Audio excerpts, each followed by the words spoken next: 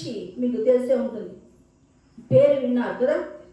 Susanna Wesley గురించి కొన్ని మాటలు, ఆమె తన జీవితంలో వేటిని ఇంప్లిమెంట్ చేసింది, తన బిడ్డలను ఎలాగో పెంచింది అనే విషయాలు మనం ఈరోజు విందాం. జాగ్రత్తగా విను, ఇవి ఎంతో వాల్యుబుల్ మాటలు. ఎందుకంటే ఆ తల్లి తన బిడ్డలను ఎలాగో పెంచింది. క్రైస్తవులమైనటువంటి మనము కూడా మన బిడ్డలను అలాగూ పెంచాలి. అలా పెంచినప్పుడు ఖచ్చితంగా ఒక ఉజ్జీవకర్తలే మన కడుపులో నుంచి వచ్చినటువంటి బిడ్డలు తయారవుతారు. చూడండి, 1669లో సూసన్నా వెస్లీ పుట్టడం జరిగింది. ఎప్పుడు? 1669వ సంవత్సరం. వాళ్ళ నాన్న పేరు ఏంటంటే శామ్యూల్, ఆయన పేరు. తల్లి పేరు మేరీ వైట్. వాళ్ళిద్దరికి ఈ సూసన్నా వెస్లీ 25వ సంతానం. ఎన్నో సంతానము? 25వ సంతానం. అంటే ఎంతమంది పిల్లలు? ఆ కుటుంబం ఎలా ఉండేటది ఆ కాలంలో? 25 మందిలో ఈమె చివరి ఆమె కాబట్టి ఈమెకి అక్కల అన్నల సహకారము బాగా అందింది. అయితే వాళ్ళ తల్లిదండ్రులు కూడా మేరీ వైట్ కానీ శామ్యూల్ కానీ చాలా భక్తిగా పెంచడం జరిగింది. చిన్నప్పటి నుంచి సూసన్నా వెస్లీకి దేవుని పుస్తకాలు చదవాలంటే ఎంతో ఇష్టపడ. 1688లో ఆమెకి శామ్యూల్ వెస్లీతో మ్యారేజ్ అయింది. వాళ్ళ నాన్న పేరు శామ్యూలే, భర్త పేరు శామ్యూల్ వెస్లీ. శామ్యూల్ వెస్లీతో మ్యారేజ్ అయింది. ఆ మ్యారేజ్ టైంలో ఈ శామ్యూల్ వెస్లీ ఒక అసిస్టెంట్ పాస్టర్గా పనిచేస్తూ ఉన్నాడు. మ్యారేజ్ అయిన తర్వాత 2 years ఏమైందంటే ఆయనను ఒక సంఘానికి కాపరిగా పెట్టడం జరిగింది. అక్కడ 7 సంవత్సరాలు అక్కడ శామ్యూల్ వెస్లీ ఉన్నాడు, పాస్టర్గా అక్కడ పనిచేయడం జరిగింది. వారికి ఎంతమంది పిల్లలు అంటే 19 మంది పిల్లలు. ఎవరెవరికి? శామ్యూల్ వెస్లీకి, సూసన్నా వెస్లీకి 19 మంది పిల్లలు. 19 మంది పిల్లలలో 9 మంది పిల్లలు అనారోగ్య పరిస్థితులు, అలా ఇలా 9 మంది పిల్లలు చనిపోవడం జరిగింది. ఇక ఉన్నటువంటి 10 మంది పిల్లలను కూడా ఆమె భక్తిలో పెంచింది. ఎంతమంది పిల్లలు? 10 మంది పిల్లలను ఆమె భక్తిలో పెంచింది. అక్కడ పాస్టర్గా పనిచేస్తున్నాడు కదా. అక్కడ 7 years పాస్టర్గా పనిచేసిన తర్వాత ఒక సంఘ కాపరిగా 7 సంవత్సరాలు పాస్టర్గా పనిచేసినటువంటి శామ్యూల్ వెస్లీ మరలా ఇంకొక చర్చికి, ఎఫ్రాతా అనే చర్చికి ఆయన పాస్టర్గా అపాయింట్ అయ్యాడు. అంటే ఆ చర్చిలో రాజకీయ వ్యవస్థ ఉంది, అంటే ఓట్లు వేసే సిస్టమ్ ఉందన్నమాట. ఇప్పుడు శామ్యూల్ వెస్లీ పక్షంగా ఉన్నటువంటి అభ్యర్థులు ఒకసారి ఏమైపోయిందంటే ఓటింగ్ వేస్తారు కదా, దానిలో శామ్యూల్ వెస్లీ వాళ్ళు ఓడిపోవడం జరిగింది. ఇంకోటి ఏంటంటే ఆ చర్చిలో ఇస్తున్నటువంటి ఆ యొక్క జీతము తన కుటుంబాన్ని జరుపుకోవడానికి చాలా కష్టంగా ఉంది.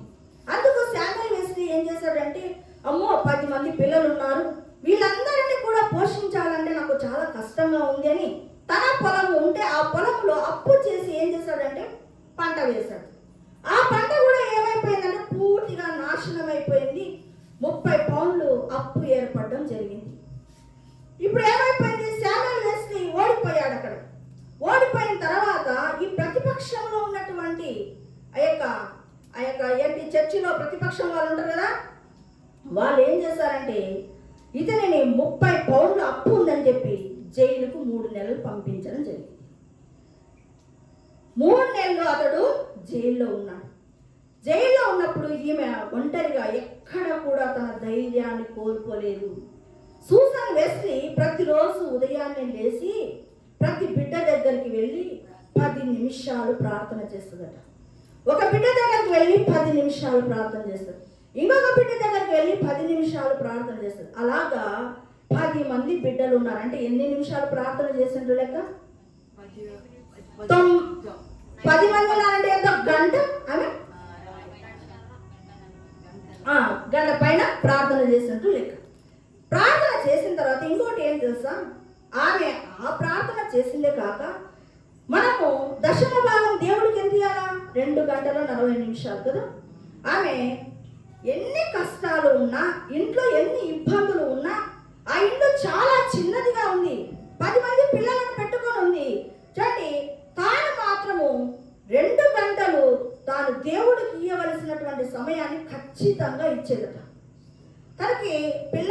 అంతా ఇంట్లో 10 మంది పిల్లలంటే ఎలా ఉంటుంది గోల.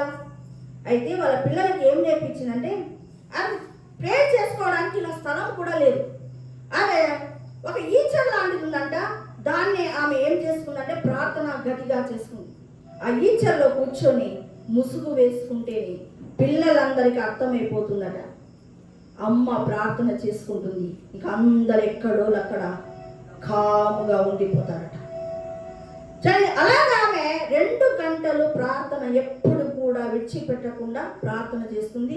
తన బిడ్డల కోసము రోజు ఒక్కొక్క బిడ్డ నిమిత్తము 10 నిమిషాలు, 10 నిమిషాలు అలాగూ ప్రార్థన చేస్తూ ఉంది.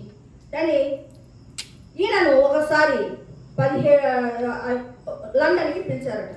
ఎందుకు? వాక్యం చెప్పడానికని పిలిచారు. ఈయన లండన్కి పోయింటే ఈయన పాస్టరు, ఎఫ్రాతా చర్చిలో అయిన పాస్టర్ కదా, వేరే పాస్టర్ను అపాయింట్ చేశారు. ఆ ప్లేస్లో శామ్యుయల్ వెస్లీకి బదులుగా ఏం చేస్తున్నారు?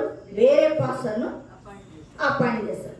అతను చెప్పే బోధలో సారం లేదని గ్రహించి సూసన్ వెస్లీ ఏం చేసిందంటే తన 10 మంది బిడ్డలను పెట్టుకొని గృహ కూడిక స్టార్ట్ చేసింది. మెల్లమెల్లగా అక్కడ ప్రార్థనలు జరుగుతూ ఉండగానే ఒక 3 నెలల్లోనే 200 మంది కూడుకోవడం జరిగింది. లండన్ నుంచి వచ్చాడు భర్త శామ్యుయల్ వెస్లీ. రాగానే పరిస్థితి అంతా తారుమారైంది. తనను పాస్టర్ నుంచి తొలగించి వేశారు.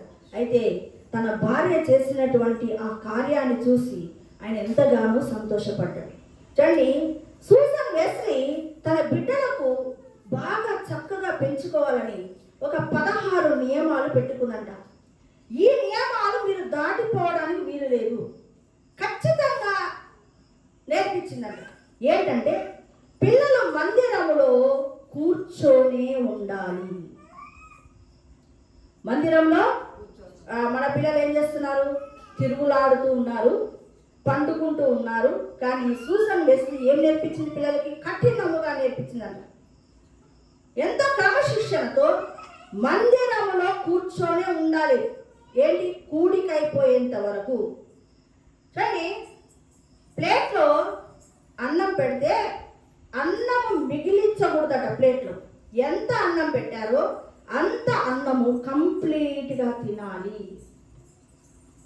అన్నం తినే ముందు ఏమి తినకూడదట. మన పిల్లలు అన్నం తినే మూమెంట్ వరకు కూడా చాక్లెట్, బిస్కెట్, చాయ్, చిప్స్ ఇలా తింటారు. కానీ ఆమె పేదరికంలో పెంచుతూ ఉంది కాబట్టి అన్నానికి ముందు ఎవ్వరు కూడా ఏ విధమైనటువంటి స్నాక్ ఐటమ్ తినడానికి వీల్లేదు. అలాగ స్ట్రిక్ట్ రూల్స్ అని పెట్టింది. దేవుడు చిత్తము లేకుండా నీవు ఏ పని చేయకూడదు. అంటే ప్రార్థన చెయ్యాలి.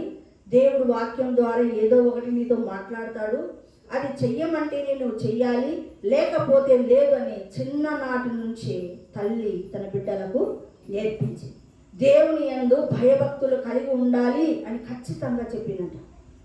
చూడండి, మన వస్తువులనైతే నువ్వు ఎలా చూసుకోవాలో చాలా జాగ్రత్తగా చూసుకోవాలా.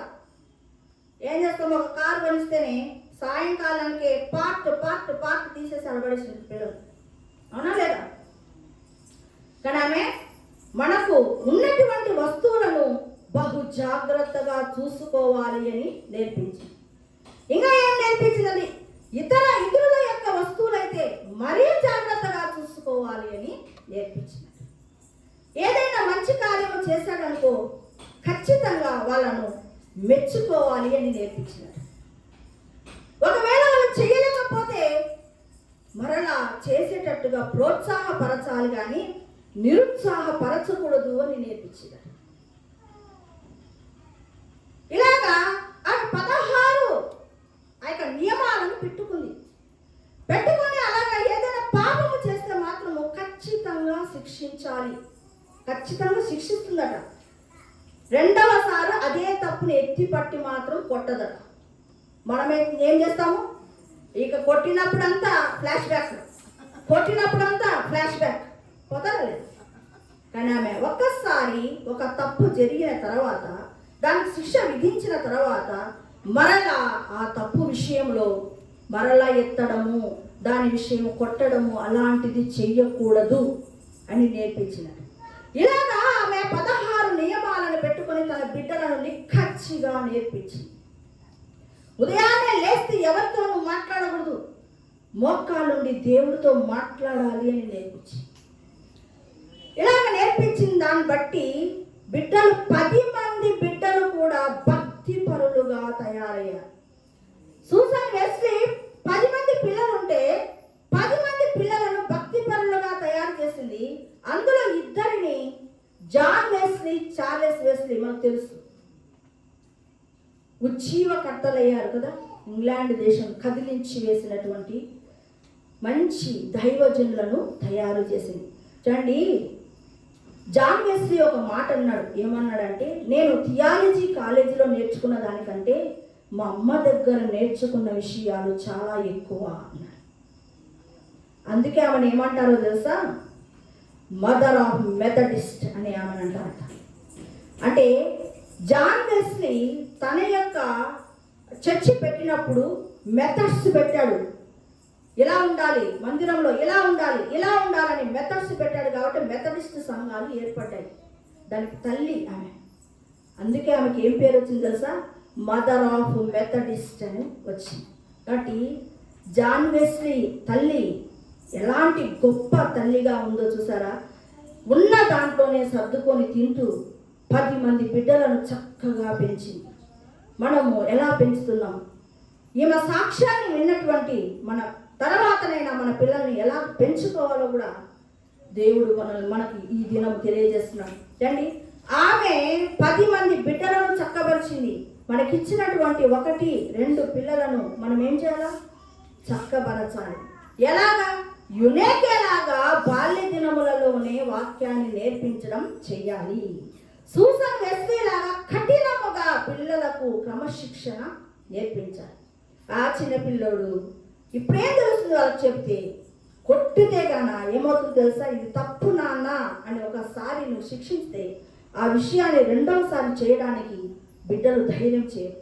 కానీ అలా కాదు, వాడు ఏమన్నా చేసి అమ్మ నవ్వుకుంటూ ఉండడు. దాన్ని నేర్పించడం అంటారా? కొట్టడం నేర్పించడమా? ఏం నేర్పిస్తున్నాం? కాబట్టి సూసన్ వెస్లీ లాంటి తల్లులము దాంట్లో మనం 16 నియమాలు పాటించకపోయినా కొన్ని మనము మన బిడ్డలలో ఇంప్లిమెంట్ చేసుకున్నా కూడా మన బిడ్డలను ఏం చేసుకుంటాం?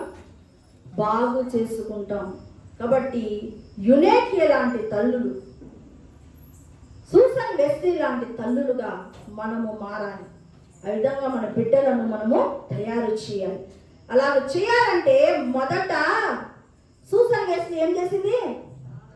ప్రార్థన చేసి చెబుతూ వచ్చింది, నాన్న ఇది తప్పు. ఇంకోటి ఏం చేసేది అంటే తెలుసా, సూసన్ వెస్లీ తనకి సమయం దొరకదు కదా, అలాంటప్పుడు వారానికి ఒకసారి ఏం చేస్తుందంట, ఒక పాపతో కానీ ఒక కుమారుడితో కానీ 1 గంట స్పెండ్ చేస్తుందట. వాడితోనే ఆ దినమంతా గడుపుతుందట. అలా గడిపినప్పుడు వాడు వాళ్ళ తల్లితో సంభాషిస్తూ ఉంటాడు. అప్పుడు వాడి యొక్క లోపాలు ఏంటో తెలుసుకుంటారట. ఆ పిల్లవాడిలో ఉన్నటువంటి ఆత్మీయ స్థితిని తెలుసుకుంటారట. ఓహో, వీటి విషయాలలో బిడ్డ బలహీనంగా ఉన్నాడని తెలుసుకొని వాటి విషయమే ఆమె ప్రార్థన చేస్తుందట. నువ్వు ఎప్పుడైనా నీ బిడ్డలతో కూర్చొని స్పెండ్ చేస్తున్నావా? అని నేను చాలా బిజీ, పనులలో బిజీ, అంత గజిబిజీ. లాస్ట్కు పిల్లలు చెడిపోయిన తర్వాత ఎంతగానో బాధకు వేదనకు గురవుతాం. కాబట్టి సూసన్ వెస్లీ లాగా అన్ని పాయింట్స్ కాకపోయినా నువ్వు కొన్నైనా నీ బిడ్డలకు నేర్పించగలిగితే నువ్వు ఒక ధన్యురాలివి, నీ బిడ్డలను చక్కపరిచిన దానివి అవుతావు.